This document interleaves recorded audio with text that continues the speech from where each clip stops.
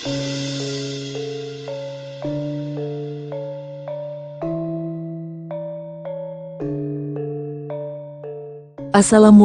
warahmatullahi wabarakatuh.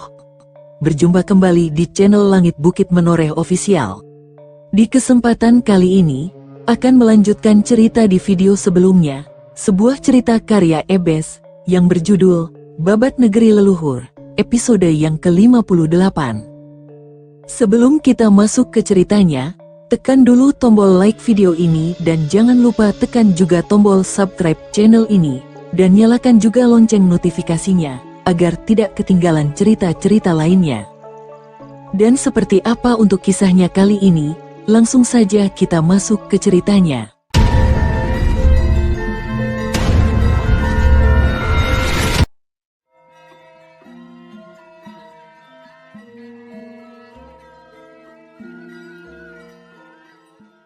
Sukma Ki Rongkot menyambut serangan Sukma Panji Watu Gunung dengan ayunan gadanya. Des benturan keras serangan membuat raga Ki Rongkot bergetar hebat. Keringat bercucuran dari keningnya.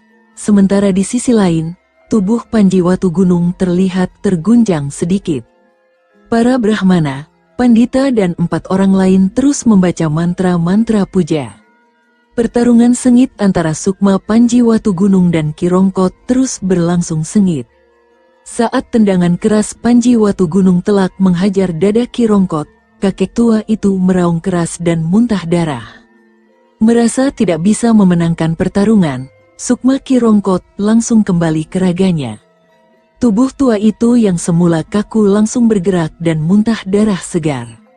Sementara, Sukma Panji Watu Gunung segera menyambar Sukma Dewi Wardani dan segera kembali ke raganya. Panji Watu Gunung segera membuka matanya dan berdiri, kemudian tangan kanannya menyentuh kening Dewi Wardani. Putri bungsu aku Wadangdowo itu perlahan membuka matanya. Seluruh orang di situ tersenyum lega. Sementara itu, Ki Rongkot yang geram karena merasa kalah, langsung menggenggam bara arang kayu yang ada di hadapannya. Mulut kakek tua itu berkomat-kamit membaca sesuatu. Dari tangannya, bola api melayang cepat saat kakek tua itu meniupnya. Mampus kau pemuda tengik, teriak Ki Rongkot sambil menyeringai lebar. Panji Watu Gunung yang merasakan hawa panas menuju ke arahnya seketika membaca mantra puja Dewa Wisnu ajaran Empu Soma dari Ranja. Bola api itu berhenti di depan dada Panji Watu Gunung. Para Brahmana, Pandita dan 4 cantriknya yang belum berdiri dari duduknya langsung membaca mantra-mantra perlindungan. Semua orang menahan nafas melihat itu semua. Dari bahu kanan Watu Gunung, keluar cahaya kuning keemasan bergambar lingkaran roda bergerigi. Raja Kala Cakra Buana menampakkan wujudnya saat ada ilmu sesat mengancam nyawa Panji Watu Gunung. Para Brahmana sangat kaget melihat itu semua. Setelah usai mengucap mantra, Panji Watu Gunung segera menyentil bola api itu sambil berkata, "Kembalilah pada penyuruhmu."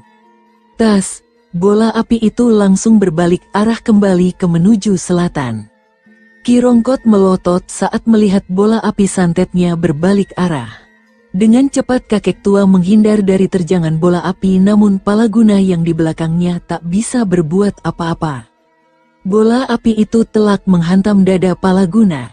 Blar! Ledakan keras terdengar dan Palaguna meraung keras. Tubuh pemuda tampan itu terlempar dan berhenti menabrak dinding kediaman Ki Rongkot. Palaguna tewas seketika. Ki Rongkot hanya melihat Palaguna tewas sambil mengusap darah yang mengalir di sudut bibirnya. "Kau yang minta ini semua?" Panji Watu Gunung menarik nafas lega. Kiriman guna-guna yang nyaris mencelakainya semakin menunjukkan bahwa dia harus hati-hati dalam bertindak. Semua orang lega melihat Panji Watu Gunung baik-baik saja. Kalau sampai terjadi apa-apa, bukan tidak mungkin mereka ikut disalahkan istana Dahanapura. "Kakang Watu Gunung, syukurlah kau baik-baik saja," ujar Ratna Pitaloka yang segera memeluk tubuh suaminya. Tadi dia sempat khawatir terjadi sesuatu pada Panji Watu Gunung. Aku Wadangdowo langsung bersujud kepada Panji Watu Gunung. "Terima kasih banyak atas bantuannya Gusti Pangeran. Tanpa pertolongan Gusti Pangeran, Hamba tidak tahu apa yang akan terjadi pada putri hamba, ujar Empu Magani yang segera diikuti Pu Parwati dan Dewi Wardani yang baru saja sembuh. Sudahlah, hanya bantuan kecil, jangan terlalu dibesar-besarkan, ujar Panji Watugunung segera. Sebagai ucapan terima kasih hamba, mohon kiranya Gusti Pangeran bersedia bermalam di sini. Empu Magani tetap berlutut di hadapan Panji Watugunung. Baiklah, aku terima niat baikmu Ki Kuwu. Sekarang berdirilah, tidak baik seorang aku berlutut terlalu lama. Cepat berdiri, mendengar ucapan Panji Watugunung, Empu Magani segera berdiri diikuti Pu Parwati dan Dewi Wardani. Gusti Pangeran, kami dari Siwatantra Ungaran mengundang Gusti Pangeran untuk datang ke tempat kami, ujar Brahmana tua yang sudah diselamatkan Panji Watugunung sambil tersenyum. Terima kasih Dang Brahmana, nanti kami pasti berkunjung ke sana, ujar Panji Watugunung segera. Brahmana tua dan muda itu segera mengangguk tanda mengerti, kemudian mundur dari bilik kamar tidur Dewi Wardani. Empu Magani segera mengambil sekantong kepeng perak dan memberikannya pada Brahmana itu sebagai sedekahnya pada Siwatantra Ungaran. Setelah itu, Panji Watugunung dan rombongannya diantar ke balai peristirahatan oleh Empu Magani. Candani yang biasanya berisik menjadi lebih tenang. Dia sungkan dengan Panji Watugunung dan selir-selirnya. Malam itu mereka beristirahat di balai peristirahatan Pakuwon Wadangdowo dengan damai. Pagi menjelang tiba di istana Pakuwon Wadangdowo, suasana dingin terasa menusuk tulang. Meski ayam jantan berkokok bersahutan, namun karena hujan deras yang mengguyur kota Pakuwon Wadangdowo, membuat semua orang enggan untuk keluar rumah. Panji Watugunung yang hendak bangun dari tempat tidurnya, mengurungkan niatnya lantaran hujan yang turun semakin deras. Dewi Srimpi bahkan kembali memeluk tubuh Panji Watugunung untuk berbagi kehangatan tubuh. Kriet pintu kamar terbuka, Sekar Mayang masuk ke dalam kamar beserta Ratna Pitaloka. Melihat sang suami masih di bawah selimut, mereka berdua tersenyum penuh arti dan bergegas menyusul ke atas ranjang setelah menutup pintu kamar. Saat matahari sepenggal naik, baru hujan mereda. Sinar sang surya mulai menghangatkan suasana di istana Pakuwon Wadangdowo. Daun-daun pepohonan berkilat seperti kaca saat sinar matahari mulai memancar dari ufuk timur. Tok tok tok, siapa? Ujar Panji Watugunung dari atas ranjangnya. Maaf jika mengganggu istirahat Gusti Pangeran. Aku Wadangdowo meminta Gusti Pangeran untuk datang ke Sasana Boga Pakuwon, ujar Lamana dari luar pintu kamar. Tak berapa lama kemudian, Panji Watugunung segera keluar dari kamar diikuti oleh ketiga selirnya. Melihat ketiga selir dalam satu kamar, Lamana tersenyum penuh arti. Di Sasana Boga, hidangan mewah sudah tersaji di meja makan. Pelbagai jenis masakan tersaji dengan aroma wangi yang mengundang air liur menetes. Para dayang istana Pakuwon hilir mudik menyiapkan makanan untuk para tamu agung Sang Akuwu. Saat Panji Watugunung memasuki Sasana Boga, Akuwu Empu Magani dan keluarganya menyambut kedatangan Panji Watugunung dengan penuh hormat. Putri bungsu Sang Akuwu diam-diam melirik ke arah Panji Watugunung.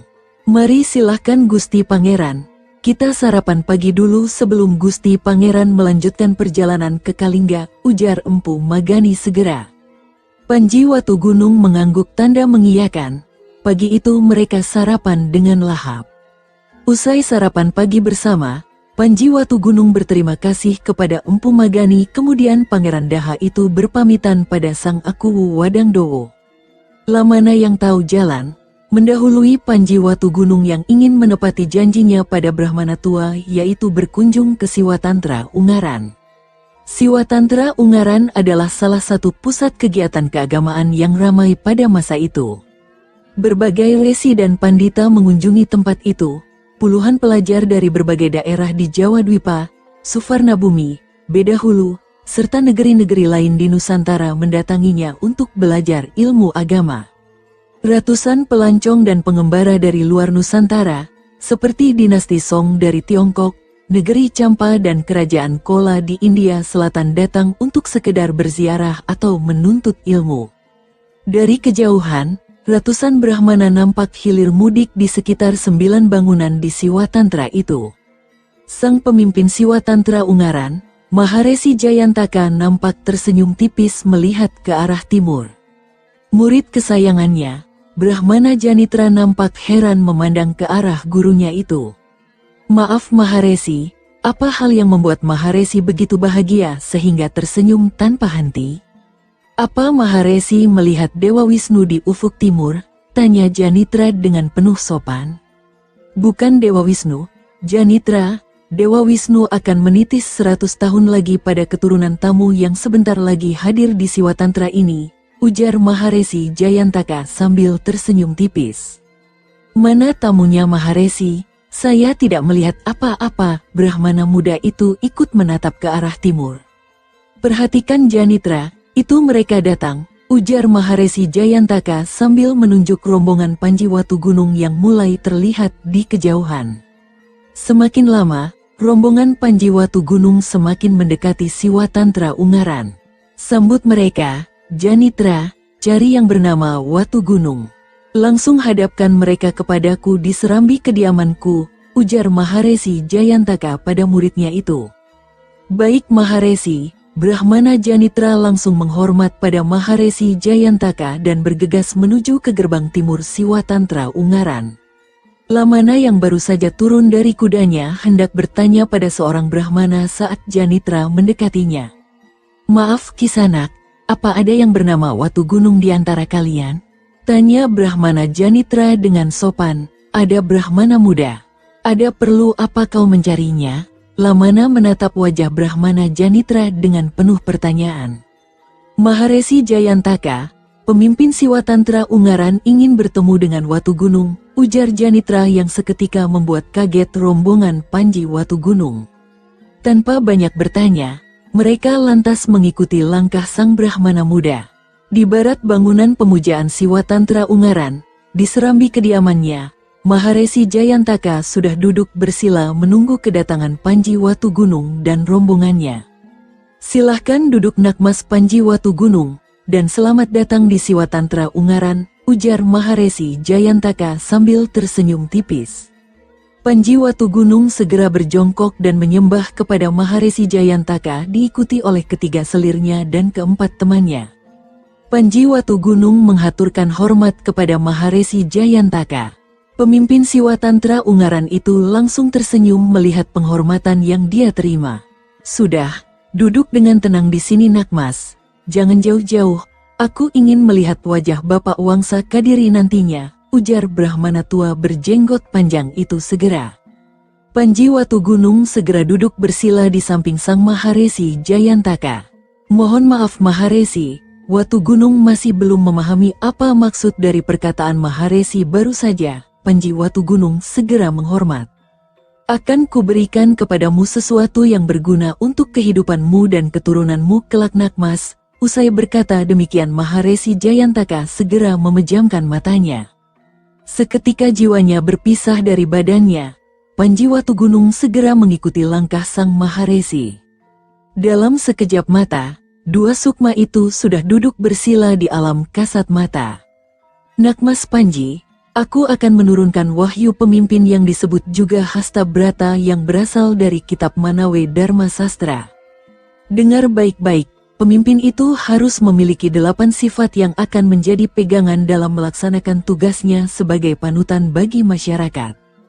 Pinda Surya, seorang pemimpin harus bersikap seperti matahari yang menerangi seluruh alam dan menghangatkan jagat raya. Artinya seorang pemimpin harus mampu memberikan pencerahan pemikiran dan bersikap melindungi masyarakat di bawahnya. Pinda Chandra, seorang pemimpin harus bersikap seperti bulan yang lembut dan menerangi seluruh jagat saat malam tiba. Artinya seorang pemimpin harus mampu menjadi penerang hati masyarakat saat mereka dalam masalah, juga lembut mengayomi masyarakat. Pinda Bumi, seorang pemimpin harus bersikap seperti bumi yang menjadi pijakan untuk hidup. Artinya seorang pemimpin harus mampu memberikan tempat perlindungan dan tempat untuk setiap masyarakat di bawahnya. Pinda Kartika, seorang pemimpin harus bersikap layaknya bintang yang bersinar di langit saat gelap malam. Artinya pemimpin harus bisa menjadi contoh, menjadi suri tauladan bagi masyarakatnya saat mereka tersesat di kegelapan hati yang mereka terima. Pindah angkasa, seorang pemimpin harus bersikap layaknya langit yang luas tak terbatas. Artinya pemimpin wajib meluaskan pemikiran dan pandangannya untuk memberikan masa depan yang cerah bagi anak cucu dan masyarakat di bawah pengayomannya. Pindah samudera, seorang pemimpin harus bersikap seperti laut yang luas, yang bisa menampung air dari seluruh dunia. Maksudnya, pemimpin harus mampu menampung semua pemikiran dari seluruh masyarakat dan mengolahnya agar menjadi landasan hidup bagi sang pemimpin menjalankan tugasnya. Pindah dahana, seorang pemimpin harus bersikap seperti api yang panas membakar apa saja. Artinya seorang pemimpin harus tegas bersikap dalam menghadapi musuh dan memberikan rasa hangat bagi masyarakat. Pindah maruta, seorang pemimpin harus bersikap seperti angin yang berhembus. Artinya pemimpin harus memberikan rasa nyaman pada masyarakat di bawahnya, namun juga bisa menghancurkan lawan yang berusaha mengacaukan masyarakat. Itulah yang disebut Hasta Brata Nakmas, ujar Sukma Maharesi Jayantaka sambil tersenyum lega. Seketika muncul sebuah cahaya kuning keemasan di bahu kiri Panji Watugunung. Cahaya itu membentuk sebuah rajah kotak bersegi 8 bertuliskan Hasta Brata. Terima kasih banyak Maharesi, semoga dewa memberikan kekuatan pada saya untuk mengemban amanah yang sudah diberikan kepada saya, ujar Sukma Panji Watugunung yang segera menghormat pada Sukma Maharesi Jayantaka. Maharesi Jayantaka tersenyum dan sekejap mata dua Sukma itu kembali ke raganya. Brahmana Janitra langsung menarik nafas lega saat tubuh Maharesi Jayantaka kembali seperti semula. Siang itu, usai menerima wejangan dari Maharesi Jayantaka, Panji Watugunung dan rombongannya segera mohon diri untuk melanjutkan perjalanan ke Kalingga. Kuda mereka melesat cepat menuju ke utara, ke arah Kalingga. "Kakang, berapa lama Kakang akan pergi?" ujar Juminten sambil cemberut wajahnya. Usai pengumuman tentang siapa saja yang menyusul Panji Watugunung ke Kalingga, semua perwira prajurit Garuda Panjalu bersiap-siap untuk berangkat. Termasuk Gumbrek dan Ludaka. "Ya gak tahu tuh Dek Jum, Kakang ini kesatria. Wajib taat perintah negara. Harusnya kamu bangga aku ditugaskan untuk mengawal Gusti Pangeran Panji," ujar Gumbrek sambil meneguk air minum dari kendi kemudian mengulurkannya pada Ludaka. "Yah pasti lama, aku kan sedang ngidam Kang. Mbok tolong dicarikan buah mangga muda," Juminten mengelus perutnya yang masih rata. "Hao, musim begini mana ada buah mangga muda Dek? Aneh-aneh saja," Gumbrek menatap penuh keheranan. "Aku gak mau tahu ya. Pokoknya harus dapat, kalau gak dapat jangan harap tidur di dalam rumah," ujar Juminten sambil melengos pergi masuk ke dalam rumah sambil membanting pintu. Gumbrek langsung melas wajahnya. "Lu, kamu tahu tempat yang ada mangga yang lagi berbuah?" tanya Gumbrek yang sedang duduk di sebelahnya. "Mana ada Brek?" "Ini bukan musimnya," jawab Ludaka sambil mengangkat bahunya. Mendengar jawaban itu, Gumbrek langsung kusut wajahnya. "Yah, alamat tidur di luar ini aku." Panji Watugunung dan rombongannya terus memacu kudanya menuju ke kota Kadipaten Kalingga. Mereka berharap agar sebelum senja turun, mereka sudah masuk di kota Kadipaten itu agar tidak perlu bermalam di hutan. Kota Kadipaten Kalingga adalah kota besar. Dulu pernah menjadi ibu kota kerajaan Kalingga sebelum pusat pemerintahan dipindah ke selatan oleh Rakai Panangkaran. Setelah pendirian kerajaan Medang, pamor Kalingga sebagai bekas ibu kota kerajaan semakin turun, hingga menjadi sebuah kota kadipaten. Namun pelabuhan Halong tetap menjadi pilihan utama para pelancong dari berbagai daerah di Nusantara untuk menurunkan jangkar kapal mereka. Pun peziarah maupun penjelajah laut dari mancanegara tetap menjadikan pelabuhan Halong sebagai salah satu tempat berhenti. Tak heran, banyak orang asing yang hilir mudik di wilayah kota Kadipaten Kalingga. Agnibrata, sang Adipati Kalingga benar-benar mampu memberikan rasa nyaman pada para pelancong sehingga mereka betah berlama-lama di Kalingga. Lamana yang menjadi penunjuk jalan terus menggebrak kudanya diikuti oleh Panji Watugunung dan rombongannya. Saat senja mulai turun, mereka telah sampai di tepi kota Kadipaten Kalingga. Lamana segera mengarahkan kudanya menuju kediaman Senopati Lokananta yang ada di kompleks Istana Kadipaten Kalingga. Seorang prajurit penjaga gerbang kediaman keluarga Senopati Lokananta segera membuka pintu gerbang begitu melihat Lamana, sang bekel prajurit pengawal pribadi sang Senopati sampai di depan pintu gerbang. "Apa Gusti Senopati ada di rumah?" tanya Lamana setelah melompat turun dari kudanya. "Ada Ki Bekel, baru saja pulang dari Istana Kadipaten," ujar sang penjaga gerbang. Di dalam serambi kediaman pribadi Senopati, Lokananta nampak sedang berbicara dengan salah satu bawahannya, Tumenggung Janadi, tentang perselisihan antara orang Tionghoa dan India di pelabuhan Halong tempo hari saat Lamana masuk ke serambi disertai Panji Watugunung dan rombongannya. Melihat Panji Watugunung, Senopati Lokananta langsung menyembah kepadanya.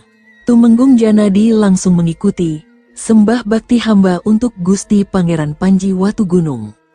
Berdiri Tumenggung Lokananta, maksudku Senopati Lokananta. "Kau tidak perlu begitu sopan terhadapku," ujar Panji Watugunung segera. "Terima kasih Gusti Pangeran, hamba mengucapkan selamat datang di Kalingga. Semoga Gusti Pangeran merasa senang saat di sini, Gusti selir sekalian." Lokananta memberikan hormat, ujar Senopati Lokananta sambil membungkuk. Ratna Pitaloka, Sekar Mayang dan Dewi Srimpi hanya tersenyum dan mengangguk saja. "Mari silahkan duduk Gusti Pangeran, mohon tunggu sebentar. Biar hamba menyiapkan makanan dan tempat istirahat untuk Gusti Pangeran dan Gusti selir sekalian." Senopati Paruhbaya itu segera mundur ke dalam rumah, tak lama kemudian kembali menemui para tamunya.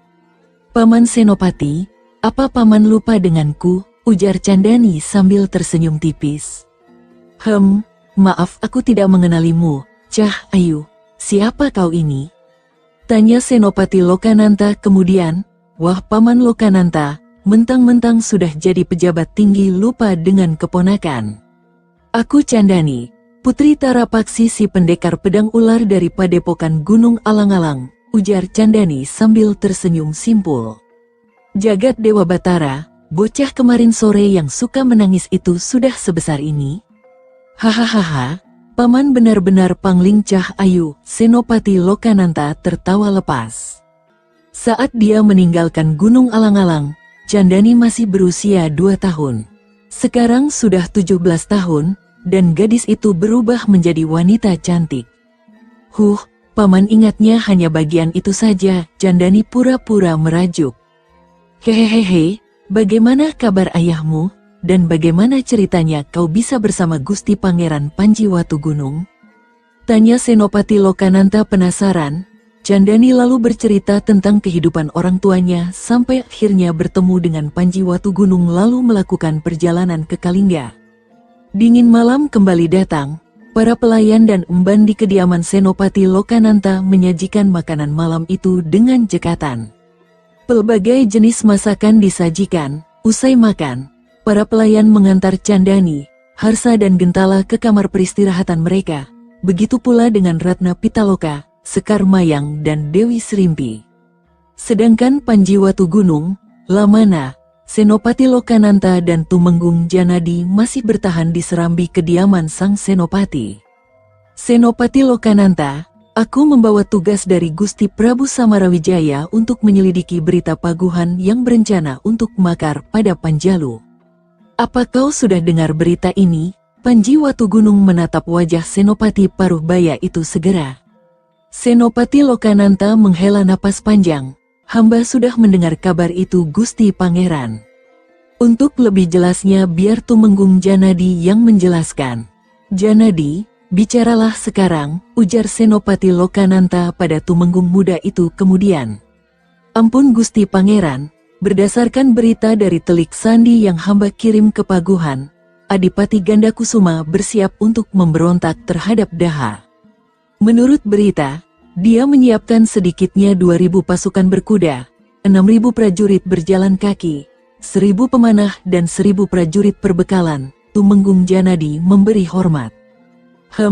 Dari mana dia mendapat begitu banyak dana untuk memperkuat pasukannya? Panji Watugunung menatap ke arah Tumenggung Janadi sambil mengelus hidungnya. Itu yang masih diselidiki Gusti Pangeran. Ada selentingan kabar yang menyatakan bahwa Koa Buteng, saudagar bangsa Tionghoa kaya raya di pelabuhan Halong turut mendanai upaya ini. Tapi masih belum bisa dipastikan kebenarannya. Juga ada berita kalau Prabu Dharmaraja dari Galuh Pakuan yang mendukung penuh upaya Adipati Gandakusuma untuk merdeka dari Daha, ujar Tumenggung Janadi kemudian. Panji Watugunung menghela nafasnya. 10 hari lagi, pasukan Garuda Panjalu dan pasukan Daha akan datang ke Kalingga. Siapkan tempat di Pakuwon perbatasan antara Kalingga dan Paguhan untuk mereka. Besok pagi aku akan menghadap Adipati Agnibrata untuk meminta izin tempat. Sendiko dawuh Gusti Pangeran, ujar ketiga perwira prajurit Kalingga itu segera. Malam itu hujan deras mengguyur wilayah kota Kadipaten Kalingga. Suara gemericik air hujan ditambah riuhnya kodok yang bernyanyi membuat malam itu semakin sunyi. Pagi menjelang tiba.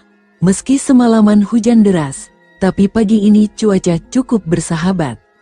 Walaupun sinar matahari tampak malu-malu di balik awan, tapi tidak ada rintik hujan yang turun. Panji Watugunung segera bergegas menuju ke tempat mandi di belakang rumah sang senopati diikuti oleh Ratna Pitaloka yang semalam menemani tidurnya.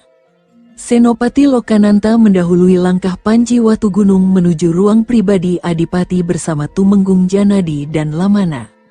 Di dalam ruang pribadi Adipati, sudah ada Patih Jayakrama dan penasehat Empu Waridi. Setelah menghaturkan sembah, mereka duduk bersila di lantai ruang pribadi Adipati. Ampun Gusti Adipati, hamba datang membawa utusan dari Daha yang ingin berbicara dengan Gusti Adipati. Senopati Lokananta membuka percakapan mereka.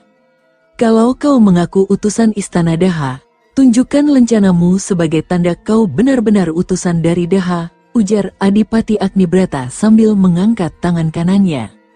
Panji Watugunung segera merogoh kantong bajunya dan mengeluarkan lencana candra kapala dari emas. Adipati Agnibrata terkesiap melihat itu. Candra kapala dari emas adalah bukti bahwa Panji Watugunung adalah kerabat dekat istana Daha. Hanya para pangeran atau putri Raja Daha saja yang memiliki lencana ini. Maaf, siapa sebenarnya kau ini? Agnibrata gugup saat itu pula. Namaku Panji Watugunung, putra mantu Gusti Prabu Samarawijaya. Istriku Ayu Galuh adalah putri sulung Prabu Samarawijaya, ujar Panji Watugunung dengan tersenyum tipis. Seketika Agnibrata segera turun dari kursinya dan bersujud kepada Panji Watugunung. Patih Jayakrama dan penasehat Empu Waridi pun segera mengikuti langkah sang adipati. Mohon ampun Gusti Pangeran, Agnibrata sangat bodoh. Tidak tahu tamu agung datang ke Kalingga. Sudahlah Gusti Adipati, jangan bersikap seperti itu. Aku kesini untuk meminta bantuanmu, bukan meminta kau menyembahku, ujar Panji Watugunung segera. Adipati Agnibrata segera duduk bersila di depan Panji Watugunung. Hamba akan senang hati jika Gusti Pangeran bersedia menyuruh hamba untuk melakukan sesuatu, ujar Adipati Agnibrata segera. Aku minta, persiapkan Pakuwon yang paling selatan di wilayah Kalingga untuk menjadi markas sementara pasukan Daha. Lalu selidiki orang Tionghoa yang bernama Koa Buteng yang katanya memiliki hubungan dengan Adipati Gandakusuma. Kirim pesan kepada semua adipati di sekitar Paguhan untuk menyiapkan 1000 prajurit siap tempur. Sementara aku akan ke Kawali menemui Prabu Dharmaraja. Setengah purnama lagi, aku akan kembali ke Kalingga. Jika rencana besar ini sampai tercium Adipati Gandakusuma, jangan salahkan aku bertindak kejam, titah Panji Watugunung segera. Hamba akan laksanakan perintah Gusti Pangeran. Untuk ke Kawali, sebaiknya Gusti Pangeran dikawal prajurit Kalingga. Adipati Agnibrata segera menghormat. Tidak perlu repot-repot, aku minta Lamana dan seorang penunjuk jalan yang tahu jalan ke Kawali, ujar Panji Watugunung sambil tersenyum. Pagi itu juga, Panji Watugunung dan ketiga selirnya beserta Lamana dan Trajutrisna, seorang lelaki paruh baya yang pernah ke Kawali, berangkat ke Kawali. Mereka berenam langsung memacu kudanya menuju ke arah barat menuju Kadipaten Kembang Kuning. Setelah melewati hutan perbatasan Kalingga dan Kembang Kuning, rombongan Panji Watugunung terus bergerak cepat menuju ke arah barat. Wilayah Kadipaten Kembang Kuning yang tidak terlalu besar membuat mereka mampu menempuh jarak itu dalam sehari perjalanan. Menjelang senja mereka memutuskan untuk berhenti di tepi Kali Agung, di sebuah wanua kecil yang bernama Cenggini. Sang pemimpin wanua, Lurah Harja, adalah seorang kaya raya yang memiliki banyak istri. Sifatnya yang mata keranjang karena merasa paling kaya membuat dia benar-benar jumawa. Rombongan Panji Watugunung hendak bermalam di rumah salah satu warga desa yang bernama Ki Ranu atas saran dari Trajutrisna yang pernah menginap di situ. "Permisi Ki, masih ingat dengan saya?" ujar Trajutrisna setelah Ki Ranu membuka pintu rumahnya. "Ah, ini Trajutrisna kan? Mari masuk. Sudah lama sekali kau tidak mampir ke sini," ujar Ki Ranu dengan ramah. "Iya Ki, saya menetap di Kalingga jadi jarang pulang ke Kawali." "Oh iya Ki, saya membawa beberapa teman. Kami bermaksud untuk menyewa tempat Ki Ranu barang semalam saja." Trajutrisna tersenyum tipis. Boleh saja. Untuk kalian berenam 6 kepeng perak sudah cukup. Kalau mau makan, tambah 3 kepeng perak lagi." Ki Ranu tersenyum simpul. Sekar Mayang segera merogoh kantong bajunya dan mengeluarkan 10 kepeng perak. Lalu memberikannya pada Ki Ranu. Mata kakek tua itu langsung berbinar seketika melihat kepeng perak. 2 orang lelaki berwajah sangar yang melihat ada wanita cantik bermalam di tempat Ki Ranu, langsung berlari menuju rumah Lurah Harja. Setelah sampai di rumah yang dimaksud, mereka bergegas masuk ke halaman rumah. Nampak Lurah Wanua Cenggini itu sedang minum arak ditemani oleh 2 istrinya yang masih berumur belasan tahun. Ki Lurah, teriakan 2 orang lelaki berwajah sangar yang tak lain adalah Centeng Lurah Harja, membuat lelaki paruh baya itu mendelik marah.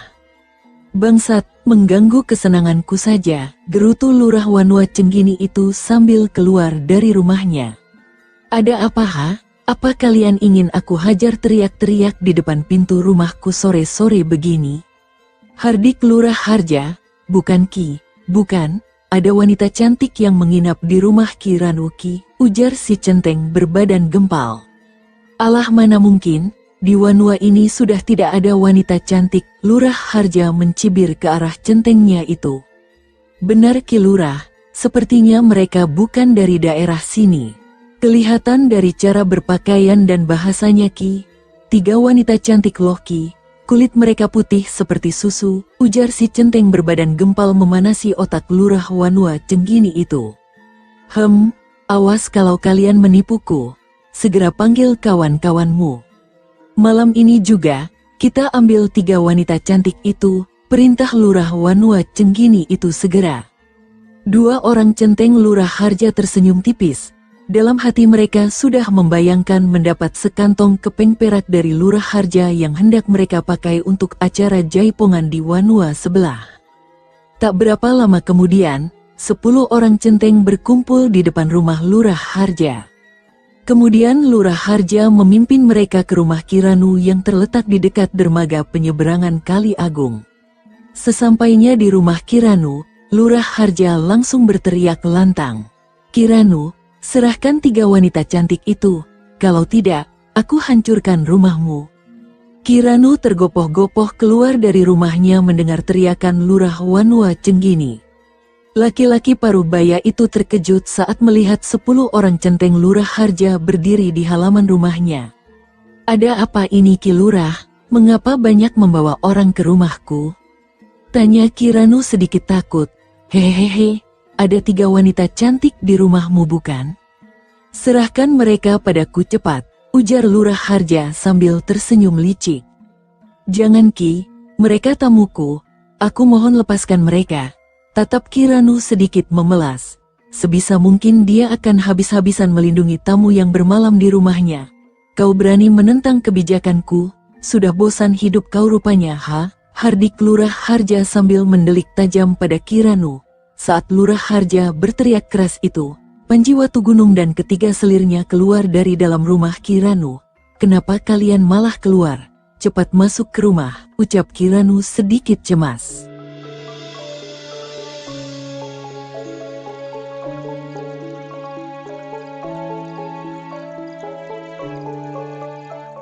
Sahabat pendengar setia Langit Bukit Menoreh ofisial yang berbahagia, sampai di sini dulu ceritanya. Bagaimana kelanjutan kisahnya? Nantikan kelanjutan cerita ini di video berikutnya. Agar tidak ketinggalan kelanjutan cerita ini, klik tombol subscribe channel ini dan nyalakan juga lonceng notifikasinya. Wassalamualaikum warahmatullahi wabarakatuh.